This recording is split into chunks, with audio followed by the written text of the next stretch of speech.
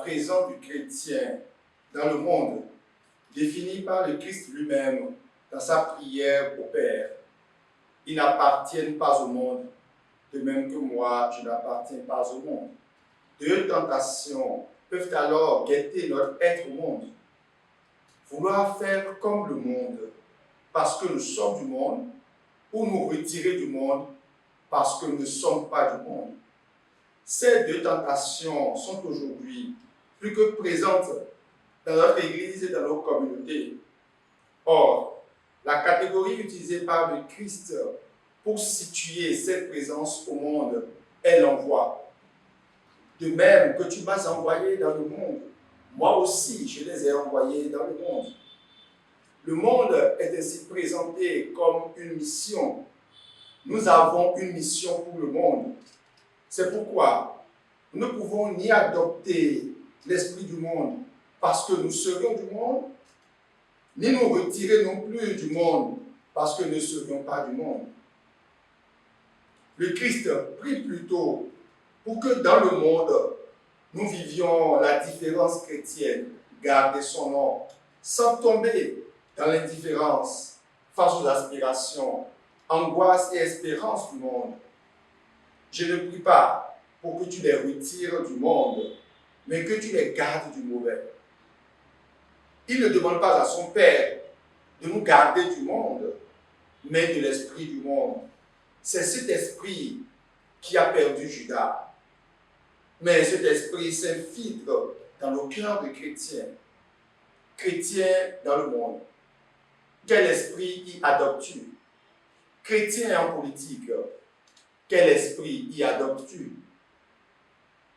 Conscient des défis que ses apôtres et disciples et nous qui viendrons après eux rencontrerons face à la complexité du monde, le Christ, dans la dynamique de son départ, de sa passion, prie. Nous sommes l'objet de la prière du Christ. Il prie continuellement pour nous. Garde-les dans ton nom. Moi, je les ai gardés dans ton nom. Nous sommes l'objet de sa veille. Lui qui s'adresse ainsi à son Père. J'ai veillé sur eux. De sa prière, tirons quelques axes pour notre mission au monde. Le chrétien est un serviteur de l'unité. Pour qu'il soit un, comme nous-mêmes. Cette unité est l'œuvre du Christ et de son Père.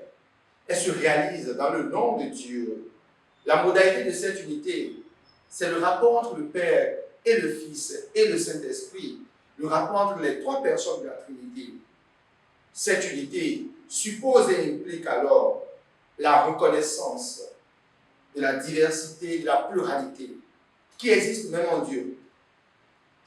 Dans nos sociétés, où la pluralité et le droit à la différence sont de plus en plus remis en cause, où l'uniformité de pensée et d'action semble pratiquement s'imposer, et où les rapports sociopolitiques sont structurés en mode d'exclusion, le chrétien a une urgente mission d'unité qui requiert l'union et la référence à Dieu. Le chrétien est un témoin de la parole. Cette parole, c'est le Christ lui-même. Il est signe de contradiction avec l'esprit du monde, avec les valeurs du monde. Et pourtant, la joie du monde, la joie des hommes et des femmes de ce monde provient du Christ et de sa parole pour qu'ils aient un lieu de joie et en soient comblés. Dans un monde qui en quête de la vraie joie et du véritable bonheur, se contente quelquefois de plaisirs éphémères et de gadgets trompeurs par une course effrénée de consommation, le chrétien a pour mission d'offrir et de proposer de manière intelligente, décisive et déterminée celui qui est l'aspiration désirée de tout cœur, la parole qui donne la vie et la vie véritable. Le chrétien est un serviteur de la vérité. Il est le disciple de celui qui a dit « Je suis la vérité ». Et lui-même a ainsi prié son Père « Sanctifie-les dans la vérité, ta parole est vérité. » Et pour eux, je me sanctifie moi-même, afin qu'ils soient, eux aussi, sanctifiés dans la vérité. Dans une société qui veut décider par elle-même le vrai, en retombant sans cesse dans le drame du péché originel. Au regard des relations humaines, surtout dans l'espace politique, où la parole est profanée par le mensonge, dans une culture sevrée de vérité, dont certains représentants majeurs sont atteints de schizophrénie intellectuelle. On dément le soir le sermon du matin. Le chrétien ne peut pas ne pas annoncer la vérité qui libère. Le chrétien est ainsi un témoin, celui qui connaît le Christ. C'est d'ailleurs le critère de choix de Matthias. Il y a des hommes qui nous ont accompagnés durant tout le temps où le Seigneur Jésus a vécu parmi nous, depuis le commencement, lors du baptême donné par Jean, jusqu'au jour où il fut enlevé d'auprès de nous. Il faut donc que l'un d'entre eux devienne avec nous témoin de sa résurrection. Le chrétien est un témoin, nous sommes des témoins.